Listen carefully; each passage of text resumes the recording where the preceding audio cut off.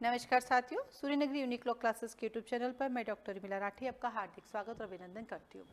बात कर रहे हैं हम लोग इंग्लिश ऐसे राइटिंग की। इंग्लिश ऐसे राइटिंग बहुत सारे स्टेट में आती है, स्पेशली बात करो तो राजस्थान में आती है, लेकिन राजस्थान के अलावा बात करो तो यूपी में भी आता है, एमपी में भी आता है। पर एमपी में एक अच्छी बात है, हिंदी मीडियम वाला हिंदी में ऐसे लिखेगा, इंग्लिश वाला इंग्लिश में, कितना ईजी हो गया। तो ऐसे स्टेट भी कम ही मिलते हैं, ठीक है। गुजरात में भी आता है आपको ऐसे राइटिंग, महाराष्ट्र में भी आता है। आप सबको छोड़ो तो राजस्थान हर इंसान देना चाहता है। तो राजस्थान के अंदर दो पेपर होते हैं, एक होता है हिंदी ऐसे का, एक होता है इंग्लिश ऐसे का। तो मेन एग्जाम में 3 ऐसे पूछते हैं। पहला जो ऐसे होता है मेन एग्जाम के अंदर, उसके अंदर होता है 20, पहला जो ऐसे आएगा वो आएगा आपके 20 मार्क्स का, ठीक है। दूसरा ऐसे आएगा 15 मार्क्स का, तीसरा ऐसा आएगा 50 मार्क्स का। ये आता है 600 वर्ड्स का, ये आता है आपके पास 400 वर्ड्स का, और ये आता है 400। तो जनरली जो वहाँ पे स्पेस दिया जाता है वो उसी के अकॉर्डिंग दिया जाता है, क्योंकि राजस्थान जुडिशरी के अंदर क्या होता है, आपकी जो कॉपी होगी उसी के साथ ऐसे होगा और उसमें लाइनें छुटी हुई होगी। ठीक, यूपी जुडिशरी ने भी इस पैटर्न को फॉलो कर लिया है, वहाँ पे प्लेन होता है लेकिन क्वेश्चन वही लिखा हुआ आता है। तो जनरली ये लोग जो जितना पेज देते हैं उतना ही देते हैं, लेकिन जिन स्टेट में पेजेस नहीं होते हैं तो उन स्टेट में आपको उस हिसाब से लिखना होता है। कहीं कहीं जगह में देखें 100 नंबर का ऐसे राइटिंग आता है, अब 100 मार्क्स में वो क्या देंगे आपको, 100 मार्क्स का गलत है। ये बढ़िया है कि 20 मार्क्स का है तो आपको उस हिसाब से नंबर मिल जाएंगे, तो टोटल 50 मार्क्स का पेपर आता है।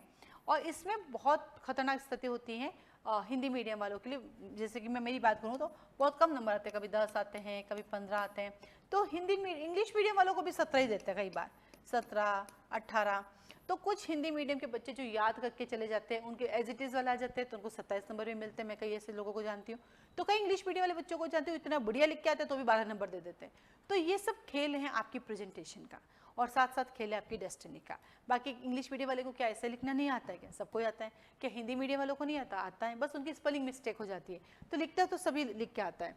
तो अब आपको क्या करनी है, इसकी प्रैक्टिस करनी है, क्योंकि जितनी ज़्यादा प्रैक्टिस करोगे उतने बढ़िया कंटेंट आपके। मेन चीज़ है सारा खेल कंटेंट का। अब कंटेंट के लिए आप लोग क्या करते हो कि सब रोज़ न्यूज़पेपर पढ़ा करो, उसमें अच्छी अच्छी चीज़ें आएगी, अच्छी अच्छी बातें आएगी, अच्छे अच्छे वर्ड्स आएंगे। अरे अच्छे अच्छे वर्ड्स की बात हो ही नहीं रही, बात हो रही कंटेंट की। जो टॉपिक आपसे पूछा, जो उसका नॉलेज कितना है। अब जैसे कि मान लीजिए आप अभी के बच्चे आपसे कहेंगे चलो लीगल एड पे आप लिखो, तो उस समय आपको लीगल सर्विस अथॉरिटी एक्ट याद है क्या? आपको आर्टिकल 21 याद है, आप लिख लोगे।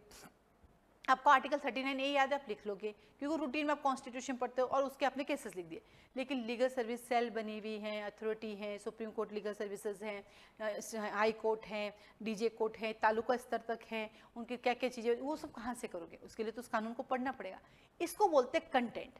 वो नहीं अच्छी अच्छी स्पेलिंग, अच्छे अच्छे वर्ड्स में लिखो, अच्छे मार्क्स मिलेंगे। अरे कंटेंट का मतलब है उस टॉपिक के बारे में पूरा नॉलेज आपके पास होना चाहिए, और वो नॉलेज सिर्फ और सिर्फ वो न्यूज़पेपर पढ़ने से नहीं आएगा, उन कानूनों को भी पढ़ना पड़ेगा। तो सबसे पहले आप सेलेक्ट करो कि मुझे इस बार इस एग्जाम के लिए 40 मुझे ऐसे करने हैं, तो उन 40 ऐसे को उसको ना रिसर्च करना शुरू करो।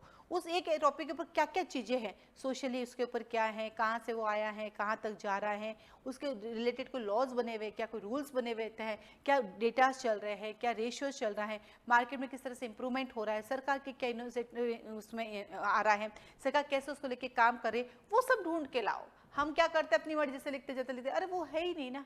हम अपनी मर्जी से लिखेंगे, नंबर भी फिर मन के मिलेंगे। लेकिन जब आप कंटेंट एक्चुअल उसका कंटेंट लिखोगे तो उसके अकॉर्डिंग आपको मार्क्स मिलेंगे, ठीक है। तो हम लोगों के यहाँ ऐसे राइटिंग की क्लासेस चलती है, तो 2 तरह से इसको पढ़ा रहे हैं हम लोग। एक इंग्लिश मीडियम वाले, उनको तो इन सब की जरूरत नहीं होती, उनको पहले से आता है। पर हिंदी मीडियम वाले बच्चों की रिक्वायरमेंट होती है, तो थोड़ा सा डिफरेंट चलता है कि इंग्लिश वालों को एक बार टॉपिक दे देते हैं, प्रेजेंटेशन बता देते हैं, कोटेशंस कैसे लिखने वो सब बता रहे हैं, साथ में वो भी सुनते हैं हमारी क्लासेस, और हिंदी वालों को थोड़ा सिखा के कर रहे हैं। क्योंकि ऐसे राइटिंग में हिंदी मीडियम वालों का जो नेगेटिव पॉइंट है वो रहता है कि हम लोगों की स्पेलिंग नहीं होती, हमारे पास वोकेबलरी नहीं होती, हमारा टेंस सही जगह पे नहीं लगता है, बस ये 3 ही नहीं लगता है। कंटेंट हमारे पास खूब सारे होते हैं, ये 3 चीज़ें हमारे ऊपर नीचे हो जाती है। इस 3 चीज़ों को ठीक करने के लिए हम लोगों का ऐसे का जो करने का है, तो आता है आपके पास। एक तो हम लोग शुरू से जब इतने सालों से पढ़ा रही हूँ तो मैं डायरेक्ट ऐसे लिखवाती थी, उस ऐसे का प्रेजेंटेशन सिखाती थी, क्या कोटेशन से स्टार्ट किया, क्या क्या क्या, और पूरा बोर्ड पे लिखवाते ताकि बच्चों की प्रैक्टिस हो। खुद से लिखने को कहते हैं बच्चे लिखते नहीं है, तो बोर्ड पे लिखाने का ऑब्जेक्ट होता है, इस बार लिखेगा ये बच्चा बैठ के क्लास में 1 घंटा लिखेगा ही लिखेगा, नहीं तो क्या होगा, हाँ लिख लूंगा, हाँ लिख लूंगा रह जाता है। दूसरा पैटर्न जो हमने इस बार स्टार्ट किया वो ये है कि हम स्टार्ट कर रहे वोवल से, कॉन्सोनेंट से, क्या क्या है क्या क्या नहीं है, इसकी पूरी मेहनत के साथ। ये आप 3 से 4 दिन प्रैक्टिस करोगे तो धीरे धीरे आप स्पेलिंग बनाना सीख जाएंगे। कब ए आएगा, कब ई आएगा, वो आप सीखना शुरू कर देंगे। जैसे कि मैंने यहाँ पे लिखे हैं वॉवेल्स, ये है हमारे स्वर, हिंदी में जिसको हम बोलते हैं स्वर है हमारे। तो सबसे हम ये देख रहे हैं कि भैया जब हमारे पास अ आता है, हमारे पास जब अ आता है तो अ के लिए हम क्या यूज़ करेंगे, यदि हमारे पास आ आता है तो उसके लिए क्या यूज़ करेंगे, तो ई आता तो आई आ जाएगा, बड़ी आता तो डबल ई आ जाएगा, ऊ आता तो यू, और बड़ा ऊ आता तो डबल ओ आ जाएगा। तो इससे धीरे धीरे क्या होगा, बार बार लिखने से हमारी स्पेलिंग ठीक होना स्टार्ट हो जाएगी। फिर हम टेंस भी कराएंगे और टेंस के बाद सेंटेंस फॉर्मेशन सिखाएंगे कि 6 तरह का सेंटेंस फॉर्मेशन होता है, उसको फॉलो करते जाओ, ऑटोमेटिक सेंटेंस बनने लग जाएंगे। तो पहला आया हमारे पास स्पेलिंग ठीक करना, सेकंड आएगा सेंटेंस फॉर्मेशन करना, और तीसरी वोकेबलरी। तो कुछ ऐसी चीज़ें हैं जो रोज की एक ना होमवर्क दूंगी कि भैया 5 वर्ड मैंने सीखे, जैसे कि अपन हिंदी में उपसर्ग को प्रत्यय पढ़ते वैसे हम इंग्लिश में पढ़ेंगे, हिंदी में नाउन प्रोनाउन पढ़ते वैसे इंग्लिश में पढ़ेंगे, ताकि धीरे धीरे हमारे पास वर्ड्स आना शुरू हो जाए, वोकेबलरी स्टार्ट हो जाएगी। और देन हम ऐसे राइटिंग लिखना शुरू करेंगे। जब पैराग्राफ करेंगे तो उसकी स्पेलिंग अंडरलाइन करेंगे कि भाई इस स्पेलिंग को आपको कैसे याद करके आना है, क्योंकि हमारे पास दिक्कत क्या है, वोकेबलरी नहीं है। इंग्लिश मीडियम वाले बच्चे अच्छे अच्छे वर्ड्स लिख के आते हैं, हम अच्छे नहीं लिखते, ऐसा कोई फर्क नहीं पड़ता। हम अच्छे नहीं लिखते, मुझे भी 15 नंबर मिलते हैं और उसी एग्जाम के टाइम इंग्लिश वालों को 13 नंबर मिले, तो उससे फर्क नहीं पड़ता। फर्क इतना हमें अपनी मेहनत करके जाना है, ठीक है। देन ए आता तो ए के लिए ई आएगा, आई के लिए ए आई आएगा, ओ के लिए ओ आएगा, आओ के लिए ए यू आएगा, अंक के लिए कभी ए एम आ सकता है या ए एन आ सकता है, देन आता अह के लिए ए एच आ सकता है। अब आया अपने पास व्यंजन, जिसको बोलते हैं यहाँ पे कॉन्सोनेंट। ये व्यंजन है हमारे, ये हिंदी ग्रामर में भी हमारे लिए काम आते हैं। व्यंजन हमेशा अकेले होते हैं, ये देखो इसके नीचे जो लाएंगे ना, ये हलंत है, ये आधे होते हैं, तो इसलिए केवल के आया। अगर ये क पूरा हो जाता, हलंत हट जाता, तो ये हमारा के ए हो जाता। जो सबसे अच्छी बात क्या है, चाहे क हो या का हो, दोनों के लिए के ए ही यूज होता है, के ए, ठीक है। फिर ये ख आया, के एच आ गया, फिर हमारे पास घ आया, जी आ गया, घ जी एच आ गया, क्योंकि ये छोटा ग ये बड़ा ग है। फिर च से चम्मच सी एच आ गया, छ से छाता छत्तीसगढ़ की स्पेलिंग सी डबल एच आता है, कि छ से आता है। ज से जे आ गया और ज से जे एच आ गया, तो ज झ ह की ध्वनि आ रही है, एच लग रहा है। ये देखो घ जी एच लग रहा है, झ जी एच लग रहा है, आपके जे एच लग रहा है।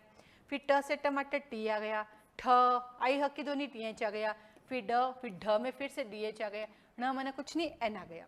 तो एन न के साथ भी आएगा, एन ण के साथ भी आएगा। फिर त टी आ गया फिर से। अब एक चीज नोट करो आप, ट और त के अंदर सब कुछ इक्वल है, टी टी ठ और थ टी एच है, ड और द डी है, ढ और ध डी एच है, न और न एन है। देन आता आपके पास प, प से पी आया, फ के लिए दो चीजें आती है, जैसे अपन लिखते हैं पैम्पलेट, पैम्पलेट बनाने तो पीएच से लिखते हैं अपन, तो उसके लिए फ में पीएच भी यूज हो सकता है, एफ भी हो सकता है। ब से बी हो गया, भ से बी एच हो गया, और म से एम हो गया। देखो भ, जहां पर भी आपको ह दिख रहा है, घ ढ ध भ सब में एच दिख रहा है आपको, देखो। फिर वाई से वाई आ गया, य से वाई आ गया, आर से रिपोर्ट आर आ गया, एल से ल से एल आ गया।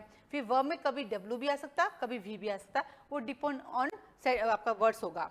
देन श एस एच आ गया, ये श भी एस एच है, तो स सड़क के वोकेला एस है, बाकी एस एच और एस एच है। और देन ह एच आ गया आपके पास। फिर आया श, ये श क्षत्रिय वाला, इसके अंदर देखो के एस एच, श कक्षा स बोलते ना। देन आता आपके पास टी त्र के लिए टी आर आ गया, देन ज्ञ से ज्ञानी बाबा के लिए जी वाई आ गया। देन आता है, अब फिर हमें क्या करना है कि सबसे पहले आपको एक होमवर्क करना है। ये जो अपन ने जितने व्यंजन लिखे क ख ग ग च छ छ ज ड़ त थ थ द ड़ त ट ठ ड ड, इन सबको आपको जो है इंग्लिश में बारखड़ी लिखनी है। जैसे अपन हिंदी में लिखते हैं क क कि की कु कु के कई को क क, अब आपको ये इंग्लिश में लिखनी है।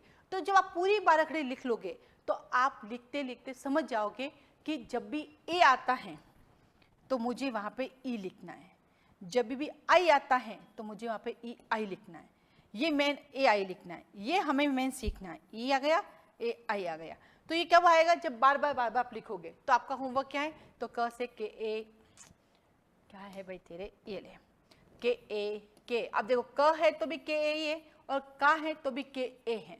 तो आप देखते हो कई बार डबल ए आता है, जैसे हमने आरती लिखा तो डबल ए लिख लेते हैं। आप आरती में ए भी ए लिख सकते हैं, और आप दोनों भी लिख सकते हैं, दोनों गलत भी नहीं है, ए भी गलत नहीं है, ठीक है।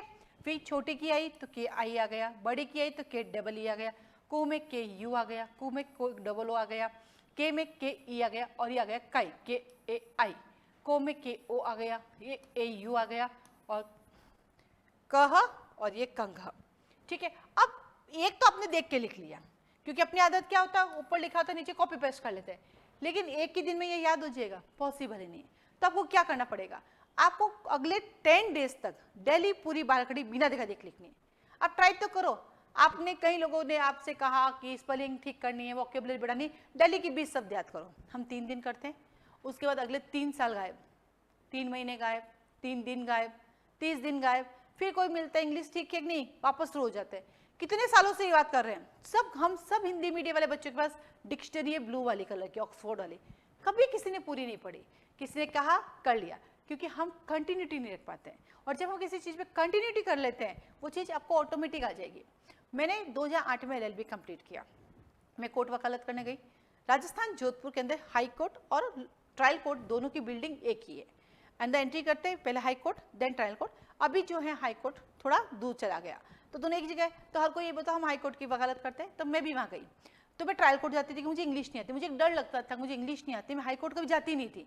मुझे यही पता था हाई कोर्ट में सिर्फ इंग्लिश चलती, जबकि ऐसा नहीं था, लेकिन डर तो था ही। मैं ट्रायल कोर्ट ही जाती, वहाँ से आ जाती, मैं पढ़ाने लगी। आज मेरे पास इंग्लिश मीडियम के बच्चे ज़्यादा है हिंदी मीडियम की तुलना में। मुझे पता ही नहीं चला पढ़ाते पढ़ाते कब मैं एक अच्छे तरीके से उनको इंग्लिश पढ़ाने लगी, इंग्लिश में लॉ पढ़ाने लग गई। सारे कंटेंट उनके इंग्लिश में होते हैं, हिंदी मीडियम वालों के हिंदी में होते हैं, पढ़ाने का वे जो होता है वो इंग्लिश होता है, क्योंकि कम्युनिकेशन हमेशा इंग्लिश में समझ में आता है। लेकिन मैं आराम से इंग्लिश पढ़ा रही हूँ, मुझे पता ही नहीं चला। जबकि 2016 तक जब मैं खुद RGS की प्रिपरेशन करी थी, जो बैरेक का डिग्लोट के अंदर इंग्लिश वाला देखती भी नहीं थी, लेकिन 16 के बाद से अब तक मैं पढ़ा रही हूँ और ऑटोमेटिक आ गई, क्योंकि कंटिन्यूटी हो गई। हम लोगों के साथ जो माइनस पॉइंट क्या है, हम 3 दिन धड़ल्ले से पढ़ेंगे, 30 दिन गायब हो जाएंगे, फिर किसी से सुन के आएंगे, फिर से एक नया जोश जागेगा, फिर से हम 3 से 4 दिन फिर पढ़ेंगे, फिर 30 दिन गायब हो जाएंगे।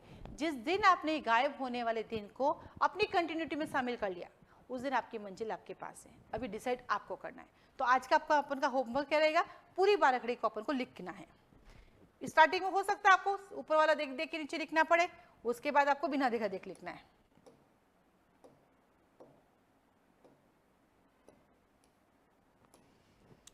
तो आया अपने पास, ख के साथ चलते हैं।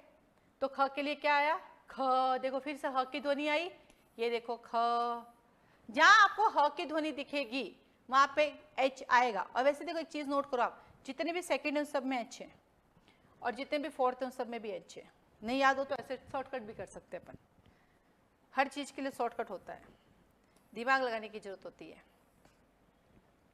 तो लिखे आप, तो स्टार्ट करें। पहले दिन आपने देख के लिखा है, दूसरे दिन बिना देख के लिख के लाना है, पर लाना जरूर है, ध्यान रखना। तीसरे दिन भी बिना देखा देख ही लिखना है, ठीक है। KH, एक ख खा खी खी खू खू, खुशबू लिखते हैं ना, खुशबू की स्पेलिंग में तो अपन डबल ओ लिखते हैं। खे, खाई, खो खो खेला अपन है, खो, खाओ, खंग या खम, इसके दो ध्वनि होती है, म की भी एन की, और कह। तो ये आज आपको बैठ के लिखने हैं, ठीक है। फिर नेक्स्ट क्लास में हम करेंगे, ये जब कंप्लीट होगा तो सेंटेंस फॉर्मेशन, तो उसके लिए हम थोड़ा सा टेंस करेंगे पहले, टेंस के बाद 6 सेंटेंस फॉर्मेशन आपको सिखाऊंगी मैं, जिसके थ्रू हम लोग पैराग्राफ लिखना स्टार्ट करेंगे, ठीक है। तो अधिक जानकारी के लिए आप क्लासेस ज्वाइन कर सकते हैं। ये जो क्लास थी ये लाइव क्लासेस की रिकॉर्डिंग है, जिसमें हम क्लास में पढ़ा रहे उसी की रिकॉर्डिंग की गई है। तो आप ऐसे राइटिंग की क्लासेस ज्वाइन कर सकते हैं। इसके बारे में अधिक जानकारी के लिए आप मुझे कॉल मैसेज कर सकते हैं, फीस स्ट्रक्चर के बारे में पूछ सकते हैं, टाइमिंग के बारे में पूछ सकते हैं, 9950574460 पे, ठीक है। आज के लिए धन्यवाद।